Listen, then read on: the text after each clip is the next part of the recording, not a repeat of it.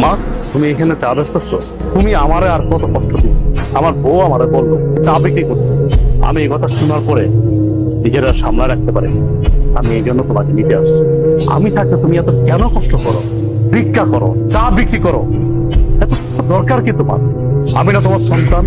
তুমি না আমার জন্ম দিছ? তাহলে এত কষ্ট কেন করো আম্মা?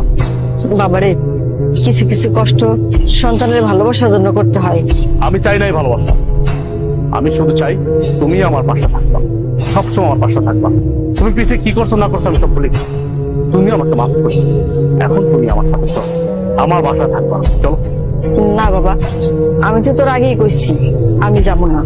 আমি চাই না তোর সংসার অশান্তি হোক, তোরা ভালো থাক, এটাই আমি চাই। তুমি এটা কেমন কথা বলতেছো? আমার সংসার অশান্তি? আমি যেদিন থেকে আমার বউরে বিয়ে করছি সেদিন থেকে তো আমার জীবন অশান্তি শুরু হয়ে গেছে।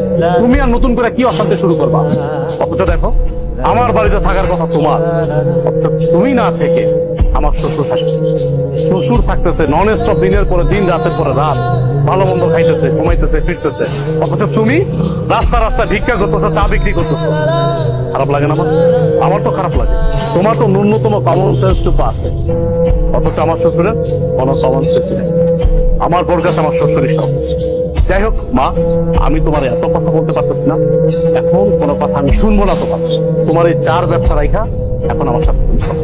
চলো, এখন থেকে তুমি এই বাড়িতেই থাকবা। তুমি এত কিছুর পরেও সেই তোমার মাকে বাড়িতে নিয়ে এসছো? আমাকে তোয়াক্কা করে তুমি তোমার মাকে নিয়ে আসছো? তোমাকে কি তোয়াক্কা করবো? কি তোয়াক্কা করবো তোমাকে? আমি এই সংসারটা চালাই, আমি ইনকাম করি। আমি পাঁচতলায় বসে এসির বাতাস খাবো, আর আমার মা রাস্তা রাস্তা চা বিক্রি করবে, ভিক্ষা করবে, সে গাছের নিচে থাকবে। দেখো, এই সংসারটা আমার, এই সংসারটা আমি মেনটেন করি, তাই আমি যা বলবো তাই হবে। আমি তোমার মাকে নিয়ে থাকবো না এই বাড়িতে। কে কার সাথে থাকবে বা না থাকবে এটা একান্ত ডিসাইড করবো আমি। তুমি ডিসাইড করার কে? কে তুমি? কে তুমি বলো? আমি কে মানে? আমি তোমার বউ। এই বাড়িটা আমার, আর এই সংসারটাও আমার। এই সংসারের সব দায়িত্ব আমি পালন করি। তুমি তো তেমন কিছুই করো না। সো আমি এই সংসারে যে ডিসিশন দিব সেটাই ফাইনাল। আর তোমার মা তোমার ছোট ভাইয়ের ঘরে টিকতে পারেনি, আমার ঘরে কেন টিকবে? হ্যাঁ, তোমার কি মনে হয় যে উনি অত ভালো একটা মেয়ের সাথে টিকতে পারলো না, আমার সাথে টিকতে পারবে? কখনোই না।